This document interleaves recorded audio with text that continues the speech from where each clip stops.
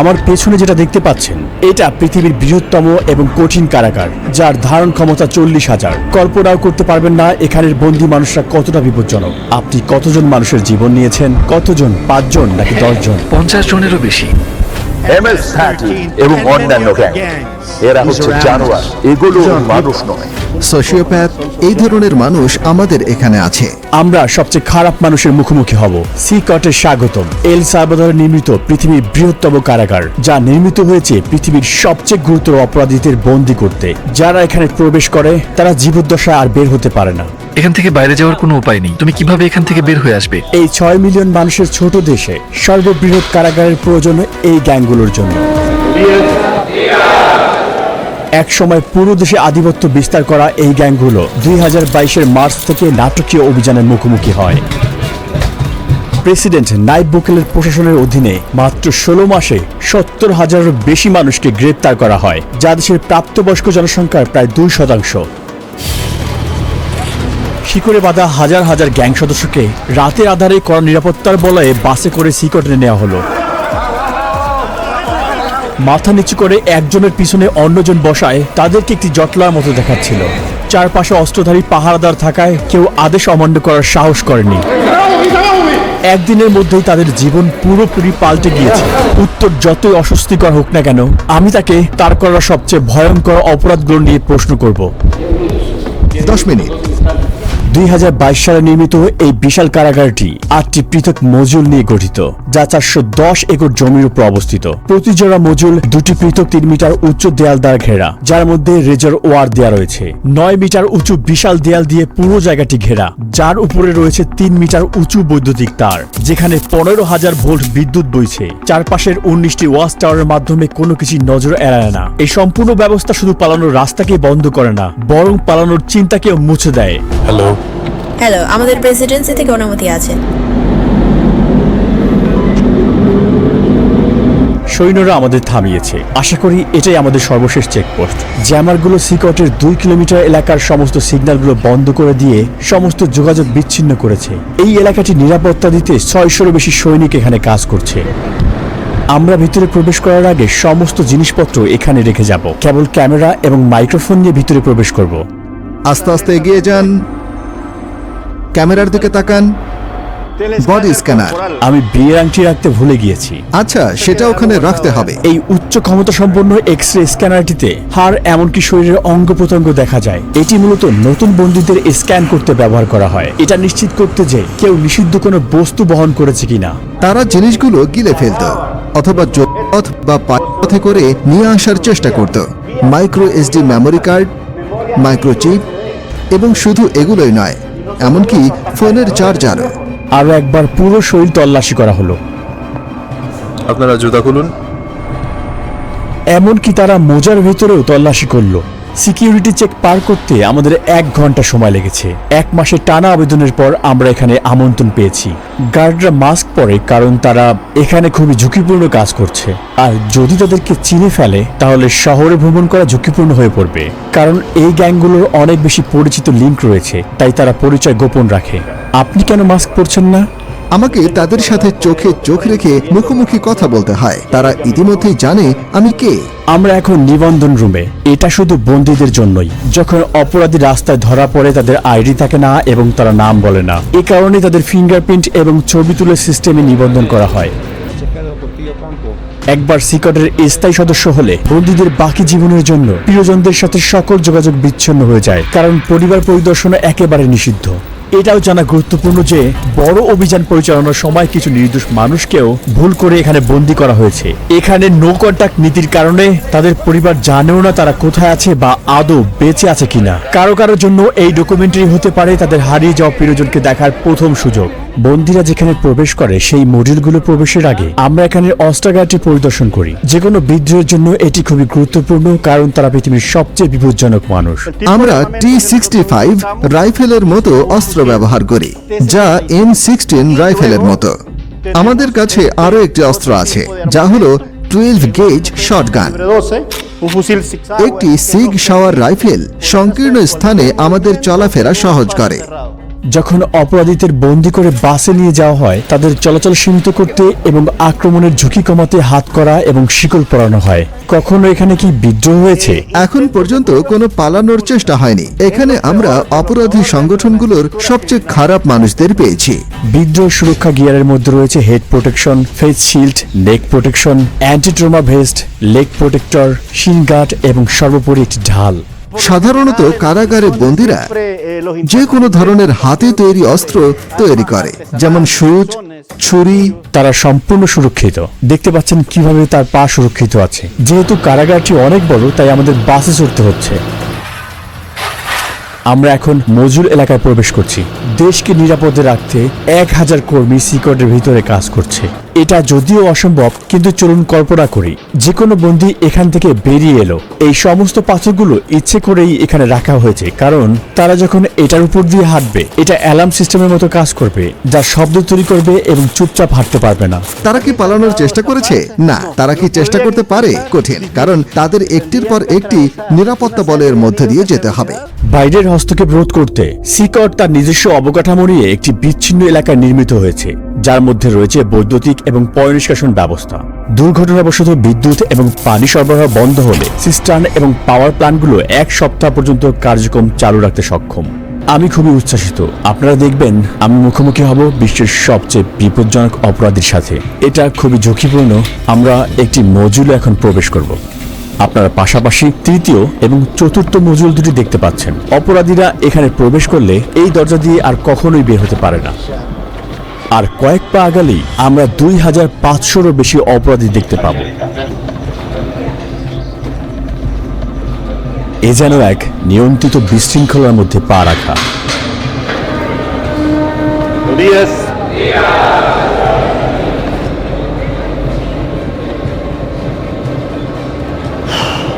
খুবই উত্তেজনাপূর্ণ মুহূর্ত। তাদের চোখ আমার দিকে আর আমার পদক্ষেপ অনুসরণ করছে। তাদের সাথে আমার আই কন্ট্যাক্ট হচ্ছে। তারা সংখ্যায় অনেক বেশি। আমি বাকরুদ্ধ।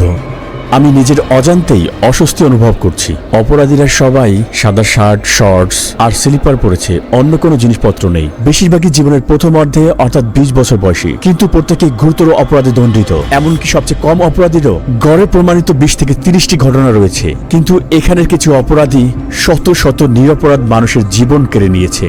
আমি বন্দীদের প্রশ্ন করতে পারি? না না না, যদি আপনার কোনো প্রশ্ন থাকে আমি সেগুলোর উত্তর দিতে পারি। আর তারা যদি আমার সাথে কথা বলতে চায়, তাহলে আপনি কি করবেন? আমি তাদের এটি করতে দেব না। তারা জানে যে নির্দেশনা মানতে না পারার জন্য পরবর্তীতে শাস্তি হতে পারে।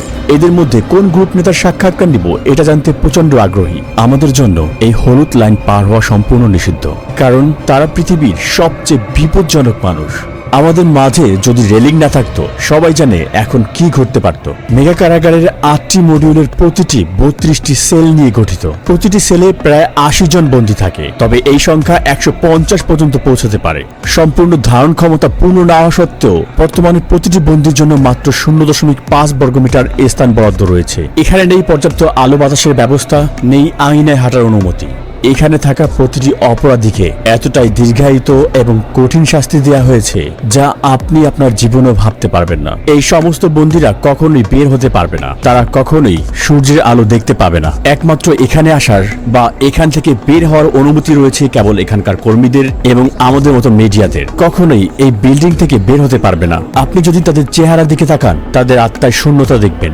ভবিষ্যৎ নিয়ে তাদের কোনো আশা নেই। তাদের দেখতে মনে হয় রোবটিক। তাদের জীবন পুরো একঘেয়েমি। এই খোলা জায়গাটি তাদের টয়লেটের জন্য।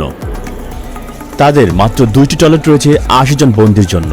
এটা আসলে খুবই লজ্জাজনক। এর মাধ্যমে এই পুরো বন্দীদের আত্মবিশ্বাস আসলে ভেঙে যায়। এই একই জায়গায় যেখানে তারা টয়লেট করে, সেই একই জায়গায় তারা গোসলও করে। নিজেদের পরিষ্কার করতে তারা প্লাস্টিকের ডিপার এবং একটি শেয়ার করা বেসিন ব্যবহার করে।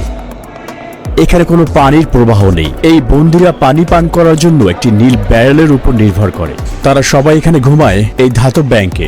কোনো বালিশ কিংবা কোনো গদি নেই এখানে। প্রতিটা বন্দী শুধুমাত্র প্রয়োজনীয় জিনিস পায়: একটি সাদা চাদর, একটি ইউনিফর্ম, মোজা, স্লিপার এবং একটি টয়লেট। তারা আর কিছুই পায় না। বন্দীরা এখানে সারাদিন 4 স্তরের বেডে কাটায়। তারা এখানে গোডাউনে রাখা জিনিসপত্র মতোই খুব জড়ো হয়ে থাকে। স্বাস্থ্য এবং শৃঙ্খলা রক্ষার অংশ হিসেবে বন্দীরা 2 সপ্তাহ পর পর শেভ করে। এছাড়াও লম্বা চুল বা দাড়িতে তারা ধারালো বস্তু লুকিয়ে রাখতে পারে। একবার দেখা যাক, শার্ট খুলে এখানে লাইন ধরে। এই বন্দীরা একসময় MS-13 এবং ব্যারিও 18 গ্যাংয়ের সদস্য ছিল, যারা এল সালভাদোরের পাড়া এবং মহল্লা নিয়ন্ত্রণ করত। এছাড়াও এই গ্যাংগুলো স্থানীয়দের কাছ থেকে টাকা ছিনতাই করত এবং ভোগান্তি দিত। তাহলে এখানে ব্যারিও 18 এবং MS-13 গ্যাংয়ের সদস্যরা একসঙ্গে রয়েছে। হ্যাঁ, ঠিক এমনই। পুরো মডিউল একই রকম। তারা সবাই এমন ভাবেই জীবনযাপন করে। বাইরে একে অন্যের এলাকায় প্রবেশ মানে মৃত্যুর কারণ, কিন্তু এখানে তারা শেষ নিঃশ্বাস পর্যন্ত একে অপরের পাশেই থাকবে। এখানে তারা কিভাবে আছে একে অন্যকে আক্রমণ না করে? এখানে তাদের একসাথে থাকতে শিখতে হয়। এখানে তারা কারাগারে আছে, রাস্তায় নয়। অধিকাংশ বন্দী পুরো শরীর জুড়ে ট্যাটু থাকে, এমনকি তাদের মুখেও, যা তাদের অনুগত্যের পরিমাণ প্রকাশ করে। MS-13 গ্যাংদের ট্যাটুতে সাধারণত অক্ষর দিয়ে লেখা অথবা 13 লেখা থাকে। অন্য গ্যাংয়ের সদস্যরা 18 বা 666 এরকম চিহ্ন ব্যবহার করে, যার যোগফল 18 এবং যা শয়তানের প্রতীক হিসেবে ধরা হয়। অথবা তারা রোমান সংখ্যাও ব্যবহার করে। কারো মুখে গ্যাংয়ের ট্যাটু থাকলে তা স্পষ্ট নির্দেশ করে যে সে সংগঠনের সবচেয়ে নির্দয় এবং নেতৃস্থানীয় সদস্য। এমন একজন মানুষের সঙ্গে রাস্তায় দেখা হওয়া মানে সাক্ষাৎ মৃত্যুর চোখে চোখ রাখার সমান। মাকড়সা জালের ট্যাটুর অর্থ হচ্ছে আইন ব্যবস্থার জালে আটকে পড়া আর দীর্ঘ কারাদণ্ড ভোগ করা। ডেভিল হর্নস ট্যাটু একটি অন্ধকারের প্রতীক, যা নির্দেশ করে যে এই ব্যক্তিরা হচ্ছে শয়তানের পূজারী। কিছু লোক দাবি করে তারা শয়তানের আদেশে এই কাজগুলো করেছে। একটি টিয়ারড্রপ ট্যাটু নির্দেশ করে যে সেই ব্যক্তি কোনো মানুষের জীবন নাশ করেছে। চোখের ফোঁটার সংখ্যা বোঝায় কতগুলো জীবন তারা কেড়ে নিয়েছে। যদি 3টি টিয়ারড্রপ থাকে, এর মানে এই ট্যাটুর মালিক এতগুলো জীবন কেড়ে নিয়েছে যার হিসেব নেই। লাভ নাও ক্রাই লেটার, এই মাস্ক বা ক্রাউন ট্যাটুগুলোর একটা স্পষ্ট বার্তা হচ্ছে কঠিন সময়ে তুমি শক্ত থাকো, আর পরিণতি পরে ভুগবে। এখানের সমস্ত মানুষ কি সত্যি খারাপ? এরা একদম অন্য লেভেলের হাই প্রোফাইল ক্রিমিনাল, যারা কখনো তাদের মনোভাব পরিবর্তন করবে না। উপরে তাকালে দেখবেন সেখানে ক্যাটওয়ে এরিয়া রয়েছে। নিরাপত্তা কর্মীরা উঁচু জায়গা থেকে নিয়মিত বন্দীদের উপর নজর রাখছে। এখানে সন্দেহজনক কিছু ঘটলে তারা তৎক্ষণাৎ হস্তক্ষেপ করবে। চারপাশের প্রতিটি কোণায় থাকা ক্যামেরার মাধ্যমে তারা 24 ঘন্টা এই এলাকায় নজরদারি রাখে, যাতে কোনো কিছু নজর না এড়ায়। নজরদারির জন্য মডিউলগুলো দিন রাত ব্যাপী আলোকিত রাখা হয়। সূর্যাস্তের পরেও আলো জ্বলতে থাকে। তারা সবসময় নজরদারির মধ্যে থাকে। আমার মনে হয় এটি অন্যতম কঠিন একটি ব্যাপার। আর তারা যখন ঘুমাতে যায় তখন তাওয়াল ব্যবহার করে চোখ ঢাকতে, যাতে চোখে আলো না পড়ে। এখানে তারা বন্দীদেরকে বাইবেল থেকে কিছু গুরুত্বপূর্ণ পাঠ শেখাচ্ছে। এখানে তাদের শারীরিক ব্যায়াম হচ্ছে, আর ওখানে তাদের ট্রেইনার। বন্দীদের সেল থেকে বাইরে যাওয়ার এটাই তাদের একমাত্র সময়। অস্ত্রধারী পাহারাদারদের নজরদারিতে এই কার্যক্রমগুলো প্রতি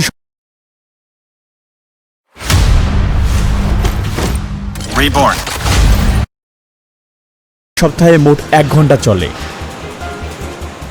এক সময় তারা রাস্তা নিয়ন্ত্রণ করত, কিন্তু এখন তারা ইচ্ছে মতো এক পাও চলতে পারে না। এটা একটা রোটেটিং শিডিউল, জায়গা কম, তাই সবাই একসাথে একই দিনে বাইরে যেতে পারে না। বন্দীরা যখন এইসব অ্যাক্টিভিটিতে সেলের বাইরে থাকে, তখন কি কোনো বিশৃঙ্খল ঘটনা ঘটেছে? এমন কিছুই হয়নি।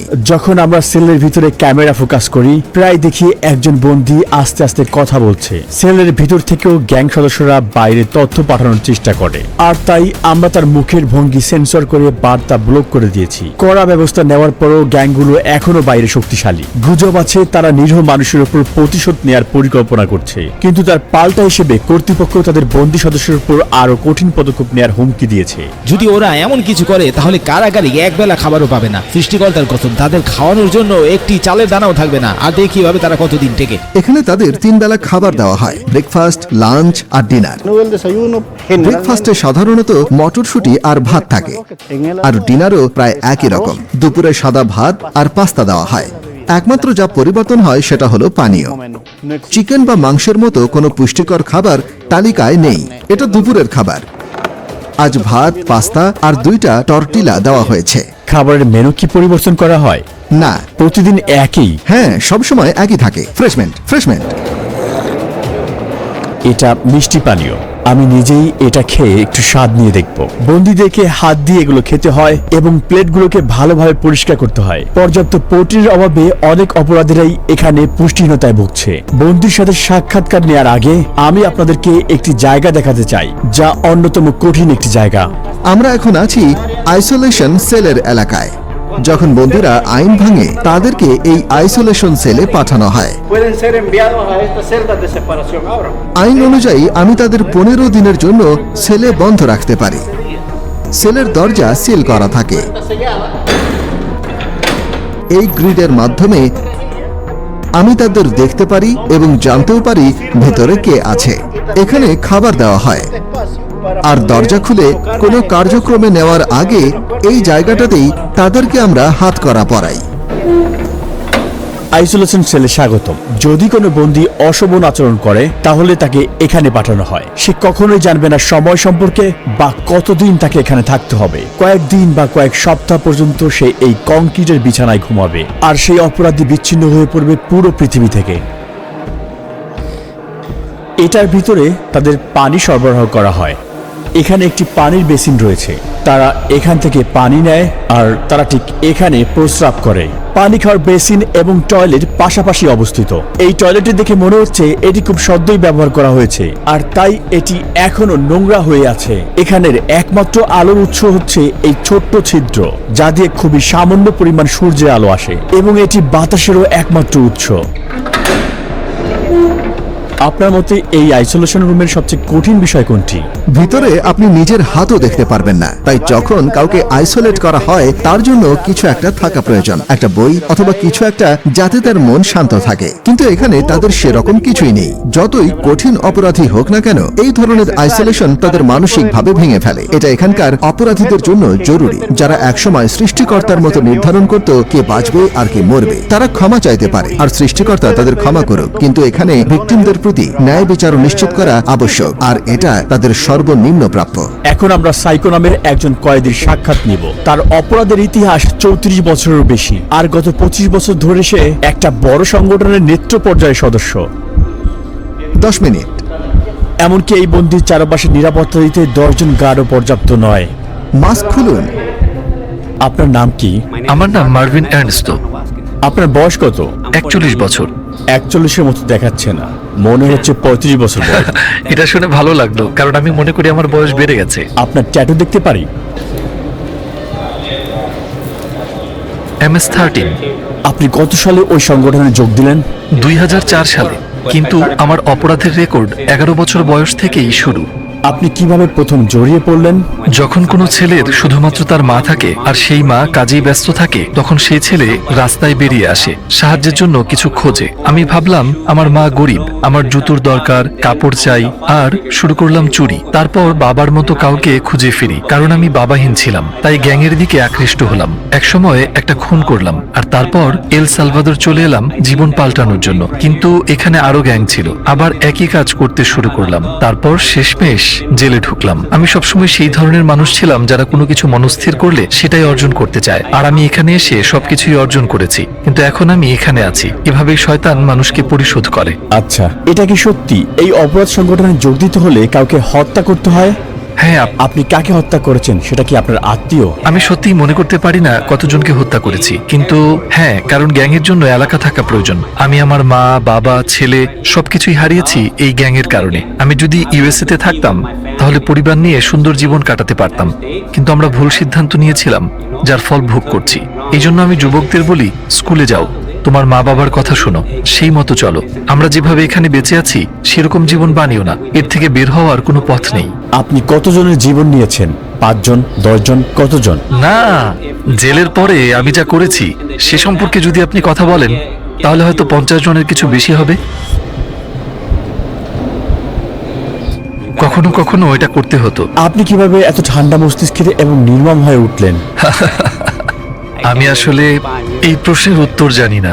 পরিবারের সদস্যদের সাথে সারা জীবন দেখা না হওয়ার বিষয়টি আপনি কিভাবে অনুভব করেন? আমার খারাপ লাগে, কারণ আমি শেষবার আমার ছেলেকে দেখেছিলাম যখন সে 5 বছর ছিল, আর এখন সে 21। আমি তাকে দেখতে চাই, আমি তাকে বলতে চাই, এই তোমার বাবা যা করেছে সেটা তুমি করো না, একটা ভালো জীবন খোঁজো। আপনার কারণে যারা ভিকটিম হয়েছে তারা কখনো প্রিয়জনকে দেখতে পারবে না, আর আপনিও কখনো আপনার পরিবারকে দেখতে পারবেন না। কাউকে মিস করার অনুভূতি আপনি কিভাবে মানিয়ে চলেন? আমি খারাপ অনুভব করি কখনো কখনো, যেমন আপনাকে বললাম আমি বিছানায় শুয়ে অনেক কিছু চিন্তা করি, কখনো কখনো কাঁদতে থাকি আর বলি, আপনার জীবিত থাকার প্রেরণার উৎস কি? একদিন আমার জীবন পাল্টানো এবং ঈশ্বরকে খুঁজে বের করা। আমি ঈশ্বরকে বলেছিলাম, আমাকে মাফ করো, আমাকে মাফ করো আমি যা করেছি তার জন্য। আচ্ছা, অবশেষে আমরা সূর্যে আলো দেখি, জায়গা যেখানে আপনি আসতে চাইবেন না এমনকি দর্শক হিসেবেও। কিন্তু যারা সালভাদোরিয়ানদের ভিকটিম বানিয়েছে, এটাই তাদের চিরকালের বাসস্থান। এরা নিরাপরাধ মানুষদের জীবন কেড়ে নিয়েছে, তাই তারা এখন প্রতিদান দিচ্ছে। সালভাদোর সরকারের স্পষ্ট বার্তা, এখানে অপরাধ সহ্য করা হবে না এবং এর শাস্তি হবে কঠিন। চরম বিশৃঙ্খলার কারণে একসময় সালভাদোর সবচেয়ে বেশি মৃত্যু হারের দেশ ছিল, আর ওই সময় প্রতি 1 লক্ষ মানুষের মধ্যে 104 জন প্রতি বছর তাদের জীবন হারাতেন। পূর্ববর্তী প্রশাসন এই গ্যাংগুলোর সাথে শান্তি চুক্তি করতে রাজি হয়েছিল, কিন্তু তা শৃঙ্খলা আনতে পারেনি। যদিও বর্তমান সরকারের পদ্ধতিগুলো বিতর্কিত, তবুও 2023 সালের মধ্যে এই সংখ্যা নাটকীয়ভাবে কমে দাঁড়িয়েছে প্রতি 1 লক্ষে 2.4, যা এল সালভাদরকে প্রথমবারের মতো সবচেয়ে সুরক্ষিত দেশগুলোতে জায়গা করে দিয়েছে। শান্তি ফিরে এসেছে এবং এই ফলাফল অস্বীকার করার কোনো সুযোগ নেই। কিন্তু যাদের অন্যায়ভাবে কারাগারে বন্দী করা হয়েছিল তাদের কি হবে? বিশৃঙ্খলা নিয়ন্ত্রণ করতে এটাই কি সঠিক ন্যায় বিচার? আর এটা কি স্থায়ী সমাধান নাকি অস্থায়ী সমাধান? এখন পর্যন্ত এই উত্তর স্পষ্ট নয় এবং সমস্ত পৃথিবী তাকিয়ে আছে।